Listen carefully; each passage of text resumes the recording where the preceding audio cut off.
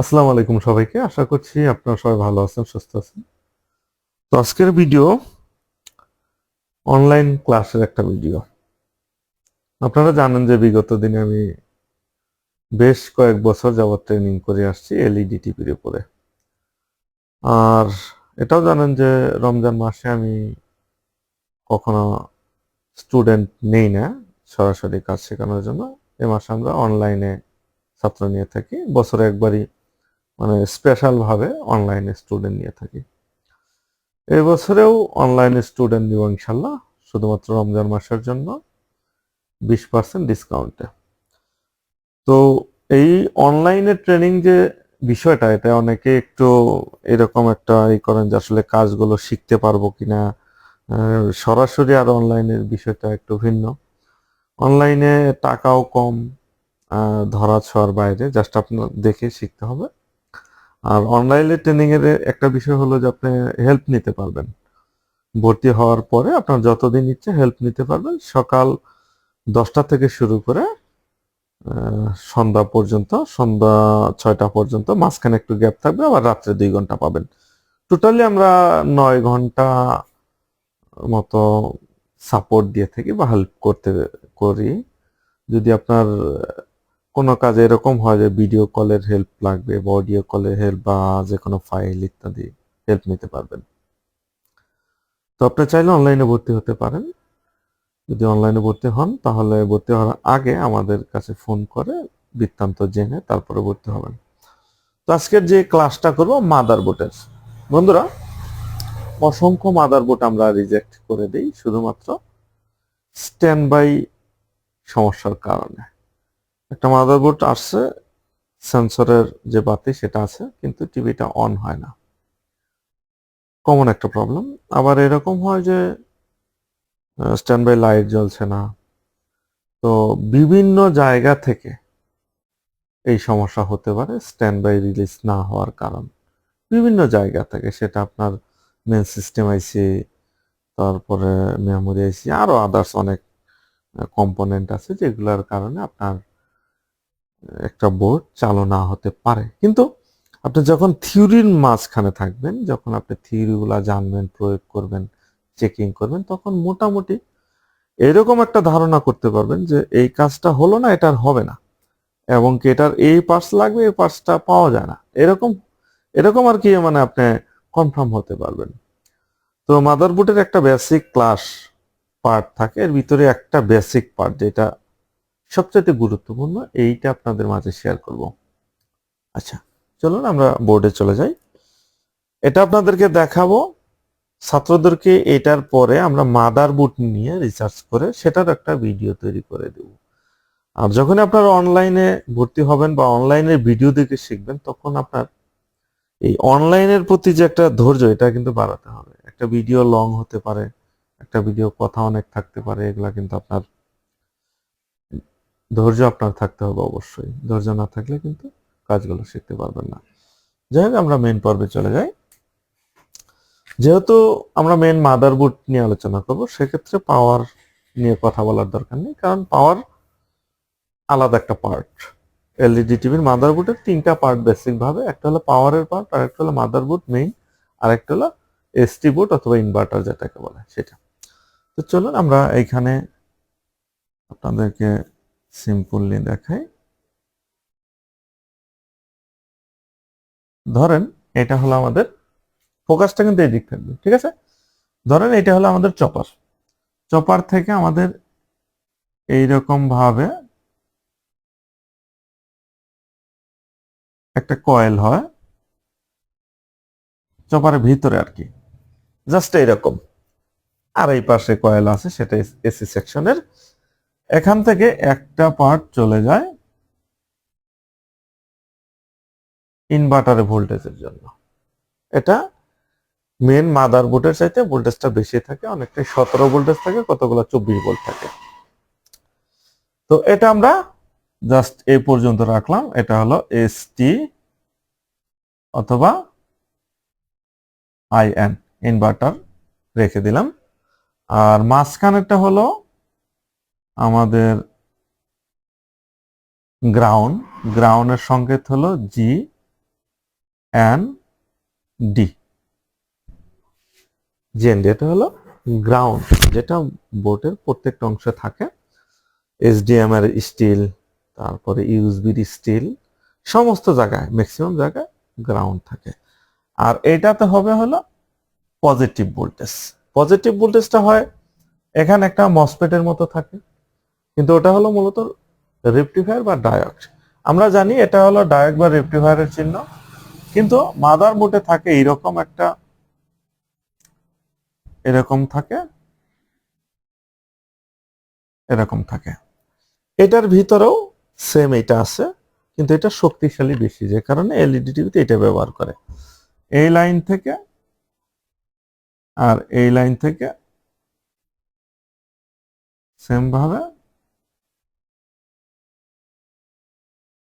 এইভাবে দুইটা একত্র হয়ে মাঝের পিনে আউটপুট হয়।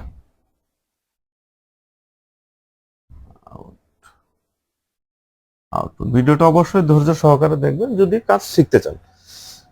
এইখান থেকে চপার থেকে আমরা জানি চপার থেকে সবসময় এসি বের হয়, চপার থেকে কখনো ডিসি বের হয় না, এটাও এক প্রকার এসি, যে কারণে আমাদের ডায়োড ব্যবহার করতে হয়। এই দুইটা একত্র করে এটার সাথে সংযোগ হয়ে ইনপুট হয়, এখান দিয়ে আউটপুট হয়ে আমাদের ভোল্টেজ বের হয়। মেন মাদারবোর্ড এলইডি টিভি, আর এখান থেকে একটা গ্রাউন্ড আসবে, এই যে দুইটা লাইন এখানে হবে হলো আমাদের 12 ভোল্ট। তাহলে আউটপুট হচ্ছে কত? তাহলে 12 ভোল্ট। এলইডি টিভির মাদারবোর্ডের জন্য প্রয়োজন কত ভোল্টেজ? 12 ভোল্টেজ। আর এখানে এটা হলো ইনভার্টার সেকশনের ভোল্টেজ। এটা হলো 32 তথা 32-এর উপরে যে সকল এলইডি টিভির মাদারবোর্ড আছে এগুলার ক্ষেত্রে এরকম চাপার। 24-এর ক্ষেত্রে এক্সট্রা ভোল্টেজ বের করে না, যে কারণে 24টা দেখালাম না, যেহেতু 24-এর প্রচলনও কম। আর এই পার্টটা বাদ দিলেই 24 হয়ে গেল। এই 12 ভোল্ট থেকে ইনভার্টার নিয়েছে, আর এটা ইনভার্টার ভোল্টেজ আলাদা করেছে, সেম, আর কিছু না। তো যখনই আমাদের এই 12 ভোল্ট এখানে বের হবে, তখন এর জন্য একটা ক্যাপাসিটর ব্যবহার করবে। এখানে একটা ক্যাপাসিটর বের করবে, এমনকি মাদারবোর্ডে একটা 12 ভোল্টের সকেট দেওয়া থাকে, আপনারা জানেন।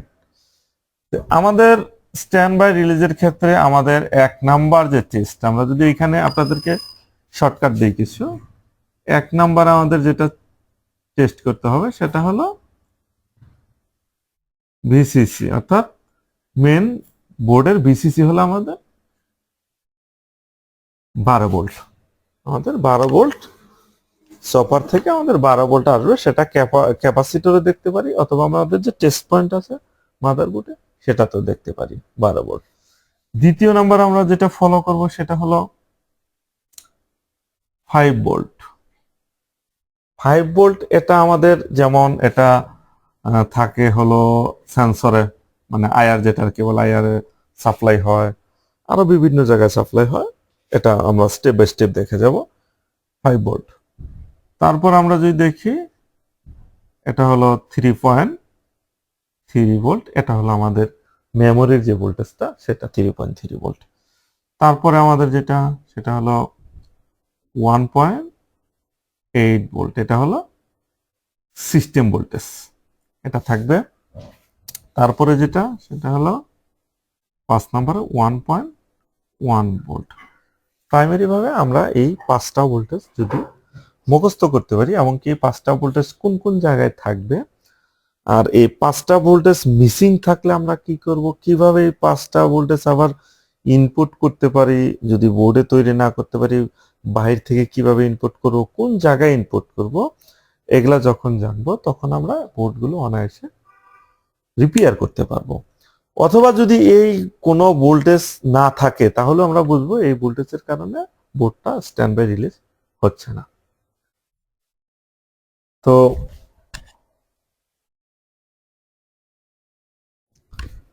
এখন আমরা এই 5টা ভোল্টেজের ক্ষেত্র বিশেষ দেখে যাব। আচ্ছা, এখান থেকে আমরা গ্রাউন্ডের হিসাব করব না, কারণ গ্রাউন্ডটা সমস্ত জায়গায় থাকে। পজিটিভ লাইনটা দেখি, এই যে 12 ভোল্টেজের লাইন, এই 12 ভোল্টেজের লাইন থেকে আমাদের একটা রিকুলেটর আইসিতে চলে যাবে, এটা রেগুলেটর আইসিতে চলে যাবে। রেগুলেটর আইসির পাশে একটা থাকবে কয়েল, এরকম একটা কয়েল থাকবে, এটাকে আমরা বুস্টার কয়েল বলে থাকি, অনেকে বিভিন্ন নামে। স্টপ করো, শাটার শব্দ তো। আচ্ছা, এখান থেকে আমাদের এখানে একটা আমাদের 6 পিনের একটা আইসি ব্যবহার করা হবে। আমাদের যে 12 ভোল্টটা সেটা এখান থেকে এই 3 নাম্বার পিন, এটা হলো আমাদের রেগুলেটিং এর আইসির 1 নাম্বার পিন। এখান থেকে 3 নাম্বার পিন আমাদের ইনপুট হবে। কত ভোল্টেজ ইনপুট হবে? 12 ভোল্টেজ। আর এই মাঝখানের পিনটা হলো আউটপুট, এটা আমাদের বুস্টার কয়েলে চলে যাবে। আর এটা হলো আমাদের 5 ভোল্ট। এখন বিষয়টা আবার আমি আপনাদেরকে বুঝিয়ে দিই।